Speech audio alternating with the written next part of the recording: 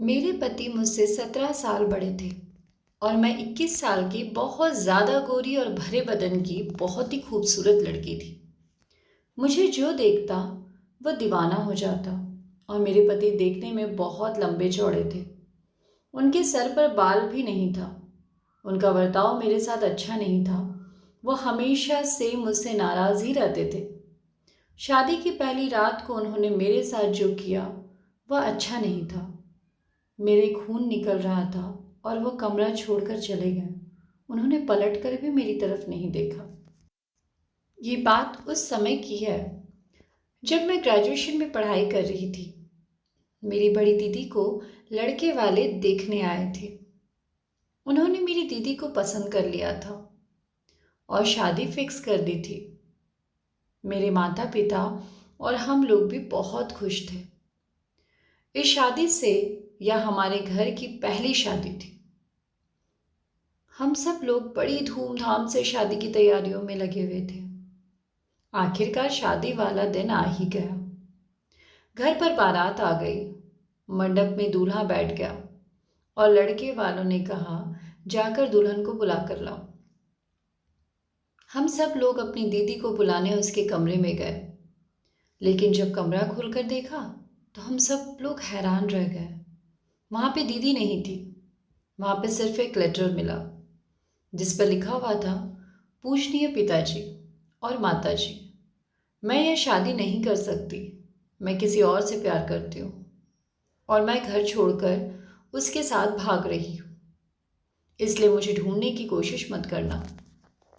अब मैं दोबारा लौट कर नहीं आऊंगी।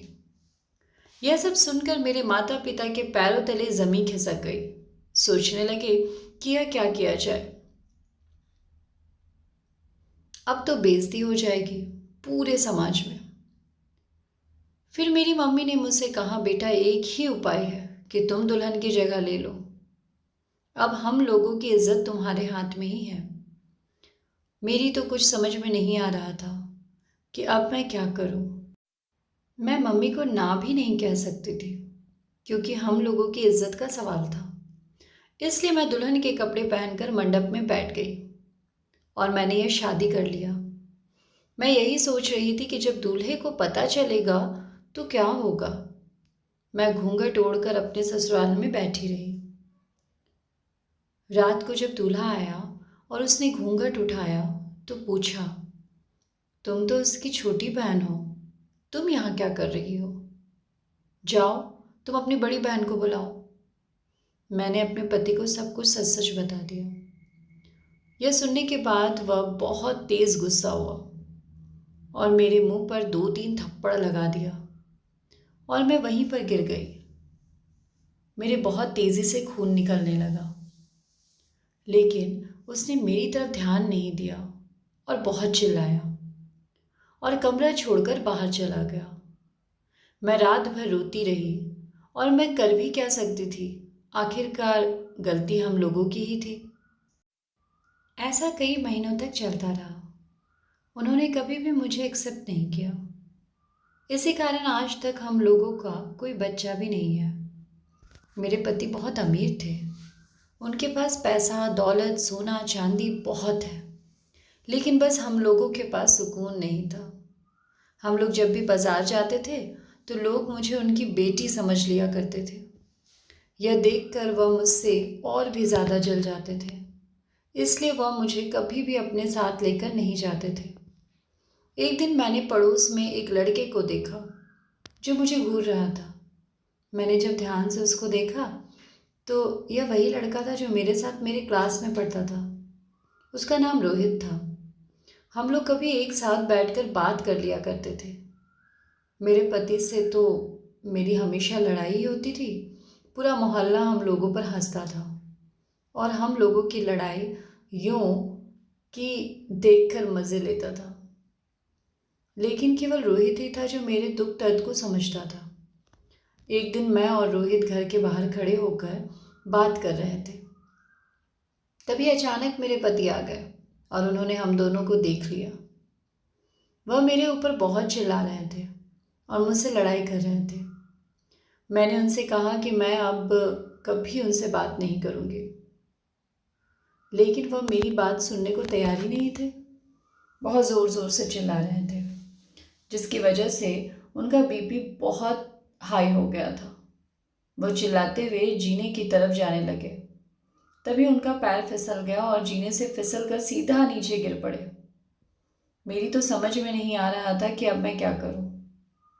मैंने सोचा क्यों ना राहुल की मदद ली जाए।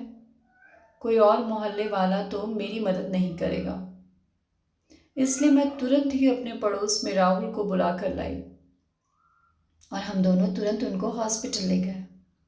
हॉस्पिटल ले जाने के बाद डॉक्टर ने मुझसे कहा कि आपके पति कोमा में चले गए, अब भगवान ही इनकी रक्षा करे। मैं भगवान से बहुत प्रार्थना करने लगी, इनको जल्दी से ठीक करना।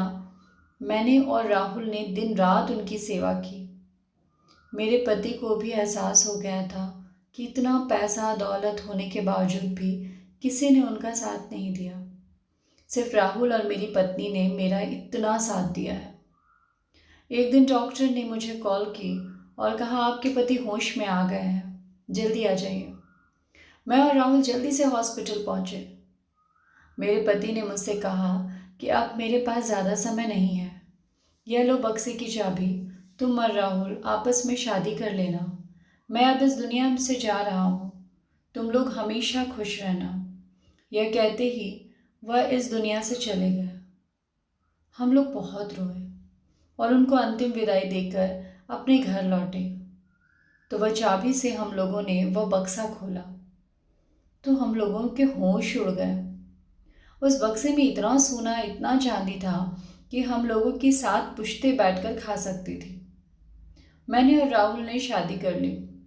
आज हमारे 2 बच्चे भी हैं। आज हम लोग मज़े से अपनी ज़िंदगी जी रहे हैं और बहुत खुश हैं।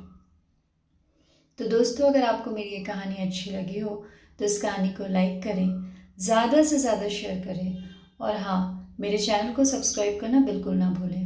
धन्यवाद।